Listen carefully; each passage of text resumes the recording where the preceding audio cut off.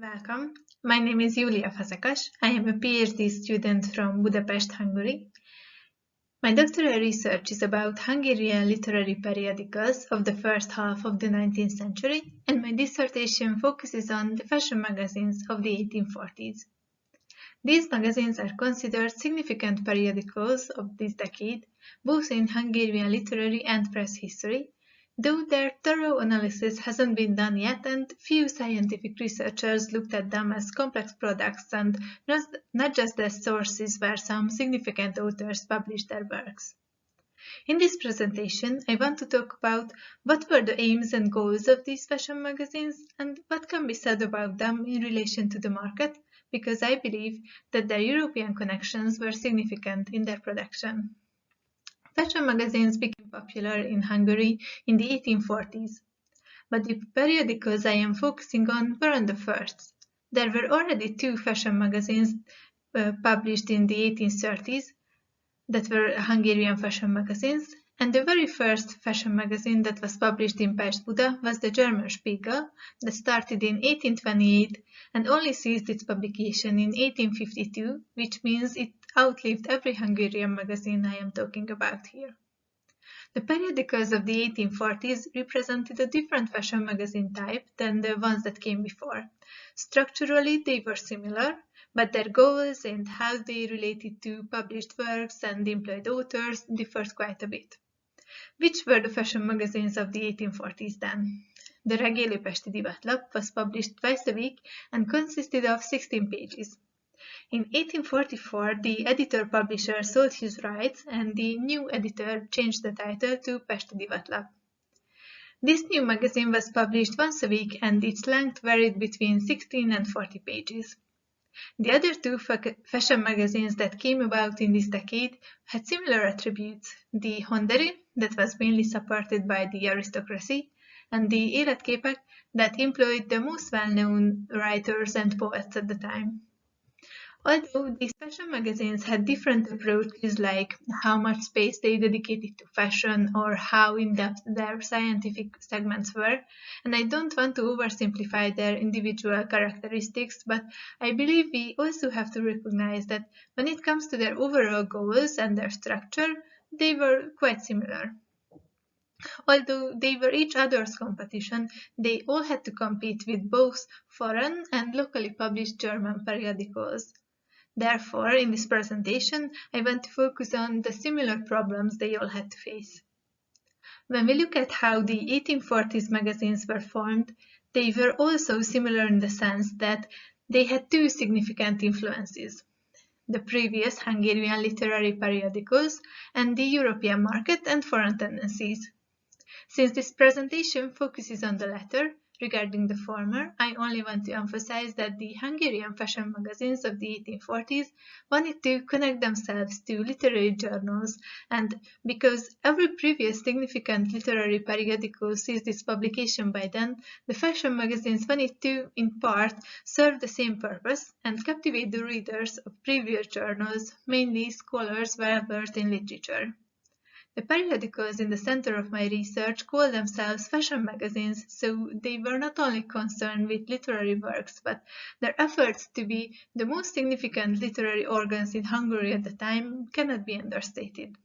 This is the reason why Hungarian press history calls these periodicals literary fashion magazines or just literary magazines.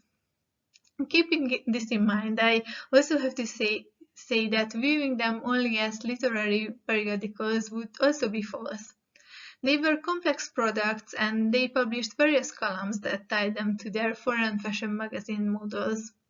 Their literary position was important to them, but it wasn't their only objective. I think their primary goals, besides the obvious economic position, can be summarized by literature, popularity, and language. Literature because, as I said, every Hungarian fashion magazine wanted to sign the best writers and poets to their paper, or at least argue that the works published in them were the most significant, and shape the literary sphere. Popularity, because they wanted to address readers that periodicals rarely addressed before. This meant lower social classes, and since we are talking about fashion magazines, not surprisingly, women. These fashion magazines advertised themselves as periodicals that were primarily made for women, but this wasn't really the case. On one hand, they wanted to be as popular as they can be and provide something for everyone in the magazines, men and women alike. On the other hand, as I stated before, these fashion magazines wanted to be the media for scholars and writers, so they frequently discussed literary questions and held these segments in high regard. But these texts were published in a context that suggests the editors thought these topics are not for, or at least not as interesting for the ladies, and they should skip to the parts that interest them, like fashion and gossip. I am not saying that these fashion magazines didn't pay attention to women. They were a considerable part of their readership, but there is a contrast between what their title page suggests and who the intended readers were if we look at the whole product. How fashion magazines viewed their female audience is tied to their goal to gain more recognition. The question of popularity, or rather the reason why several people attempted to publish fashion magazines, brings us again to the European press market. Foreign periodicals of the same type were quite popular, therefore publishers wanted to create similar magazines in Hungarian. This is also connected to the third goal of the fashion magazines in question, language. Reading and writing in Hungarian, national virtues, and the importance of these were topics these periodicals frequently discussed. There are many factors that affected the production and the success of these fashion magazines. Urbanism and the fact that these periodicals were published in Pest Buda, that had grown significantly at this time, influenced the audience and the topics several magazines often wrote about. Changes regarding the public sphere, reading habits, and where papers became available were also important. The magazines also relied on the postal service that became more developed, therefore more people could be reached, and printing became more accessible, which played a huge role in the production of these magazines since they published colorful fashion plates and occasionally portraits with every issue. The status of censorship in the Habsburg Empire also affected the fashion magazines greatly. Like many other periodicals, they had to distance themselves from political topics and only write about literature, music, theater, and entertainment. But since these were the periodicals that were allowed to be published, that made them more significant. However, neither of the Hungarian fashion magazines stayed out of politics entirely. They wrote occasionally about some issues, and during the revolution in 1848, politics became more prominent. The question of censorship and political content is especially interesting to look at when we are comparing Hungarian and Austrian magazines. Having said that, in the next part, I am going to discuss the connections and influences of the Hungarian fashion magazines. As I mentioned, when the periodicals in question started publication, they wanted to create papers that were Hungarian versions of well-known foreign fashion magazines. But they were also influenced by other types of periodicals. I based these assumptions on the editor's notes and references made in the Hungarian magazines themselves. As I stated, the Hungarian fashion magazines consisted of various texts. Although each paper was built a little differently, the format was similar. The first part of the magazines contained literary works, discussion about education and literature, gossip, humor, travel writings and feuilletons, and the second part contained news segments filled with local and foreign news, reviews of newly published literary works, theater performances, musical events, and looks at the current state of fashion. French and German models were the most influential for the Hungarian periodicals in question. French fashion magazines were well known and copied throughout Europe at the time. Titles like Le Journal des Dames de Mode, Petit Courrier des Dames, or Le Feuillet were important titles that many magazine editors read and were inspired by. Hungarian periodicals referred to Parisian fashion the most frequently, and they either ordered fashion plates from France or copied and reprinted the ones published in French magazines. The editor of one of the Hungarian fashion magazines once referred to this feature as an important selling point. Subscribing to a French magazine was expensive for Hungarian readers, therefore they should subscribe to his paper where they can get Parisian fashion much cheaper, meaning the reprints of said fashion rates. German magazines, such as Bertaux's Journal des Luxus und der Moden, also affected the shape the Hungarian magazines took. Although they were not necessarily direct influences for the periodicals in question, it is important to mention British magazines as well, since they were frequently circulated throughout Europe and the Hungarian papers refer to them often. Therefore, several women's magazines can be considered influential in this regard, like the Ladies' Magazine, La Belle Assemblée, World of Fashion, or the Ladies' Cabinet. When it came to fashion, the other important source for the Hungarian magazines, besides Paris, was Vienna. The connection to the Austrian papers was a little different than to other European periodicals.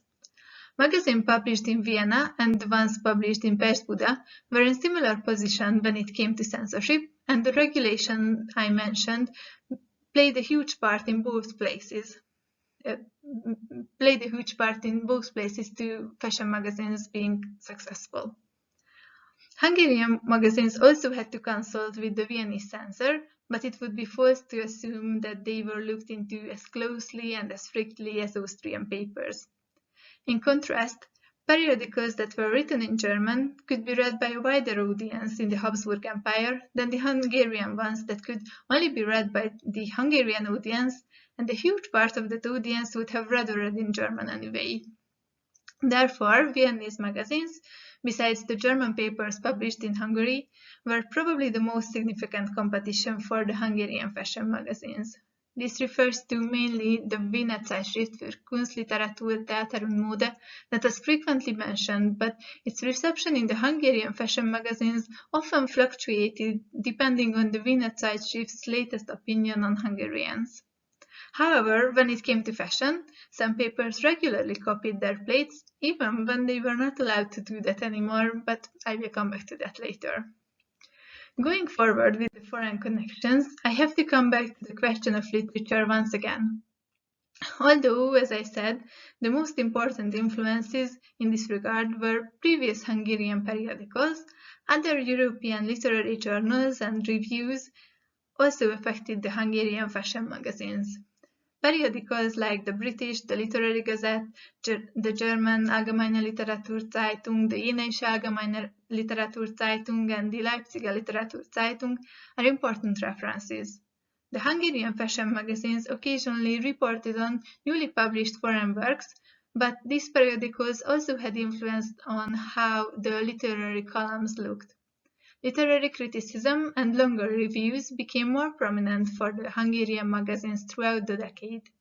Since there weren't any other periodicals that were concerned with literature, they gave more and more space to literary criticism. One of the magazines even published a supplement dedicated to that. Caricatures, satire, and joke columns show a similar tendency. Although entertainment was an important aspect for the fashion magazines from the beginning, I believe that how much attention they dedicated to related texts and columns changed significantly throughout the decade. As opposed to literary criticism, I think this was entirely influenced by foreign papers. The British Figaro in London and Punch, and the Viennese The Humorist and Wanderer can be mentioned as notable influences and connections. It is important that at this time there wasn't any Hungarian comic paper or satirical magazine, and the fashion magazines featured a portion, occasionally more pages, that could substitute for that. Lastly, I want to mention a few periodicals that didn't necessarily influence the structure, shape, or published texts of the Hungarian fashion magazines, but their connection was still significant. This mostly means that they were sources editors often informed themselves and copied small segments from. These were widely read papers in Europe, and I note them to show that, besides the aforementioned influential periodicals, these were the ones Hungarian editors regularly read and used. The French Revue du Monde, the British The Morning Chronicle, the German Augsburger Allgemeine Zeitung, and the Austrian Wiener Zeitung were the most noteworthy sources for the Hungarian magazines. At the end of my presentation, I wanted to show some examples where texts or pictures published in a foreign paper became recontextualized in a Hungarian magazine. Hungarian editors and authors regarded Vienna and periodicals published there with a special interest whenever they mentioned the Hungarian magazine. Therefore, I am going to mostly focus on Austrian examples. For example, you can see the Sonntagsblätter discussing the 3 Hungarian fashion magazines here. The other picture is where the humorist published an article about the editor of one of the Hungarian magazines. It is a satirical, humorous, and also pointed and ruthless text that criticized the editor for his writing, especially how he wrote in German, how he ran his paper, and pitied the subscribers of his magazine. These kinds of articles and exchanges between editors were quite common in the periodicals at the time. But as it may not be surprising, the Hungarian magazines refer to the humorist's publication a little differently. The Hungarian editor in question published a hurt and harsh response, and after that the humorist and this text was even referred to as an example of rudeness in a short story published in the same Hungarian magazine. Translating parts from foreign papers and the scissor and paste journalism were common practices, and in the case of fashion magazines, the circulation of images was also frequent. Hungarian magazines rarely featured plates that were specifically drawn for them, although they published portraits of significant figures that were unique. As I mentioned, the fashion plates were mostly reprints of French originals. For example, here is one that was printed in 2 Hungarian magazines around the same time. Interestingly, one of them changed the writing on the picture to read as the Hungarian magazine's title, while the other left it as Mode Parisien. The Hungarian periodicals printed Parisian fashion plates on the one hand because it was prominent and popular at the time, and on the other because other than publishing their own pictures, which would be more expensive, that is what the publishers were allowed to do. I said that Hungarian magazines focused on Viennese fashion also, but due to regulations, they weren't allowed to copy the plates of the Wiener Zeitschrift after its editor voiced his concerns about Hungarian magazines doing so in the 1830s. But as I found out, this didn't entirely stop some editors from reprinting images from the Wiener Zeitschrift even in the 1840s. Here is an example with the same image, but there are a little more complicated instances, such as this, when the Hungarian magazine compiled 2 plates together from the Viennese original. It's also interesting to see how the figure on the right is more copy-pasted while the figure on the left has a different flower and a different face. Or here is another example where they put together a figure from a Viennese fashion plate with a figure from a Parisian fashion plate, but here unfortunately I couldn't yet find the French original.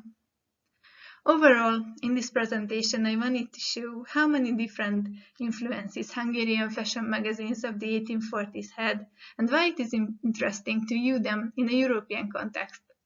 Various types of periodicals affected them, and I believe this contributed to finding their position in the press market. Finding and retracing copied or reprinted images and texts also help us to see how these periodicals were circulated and how editors used other papers when working on their own magazine. And thank you so much for your attention.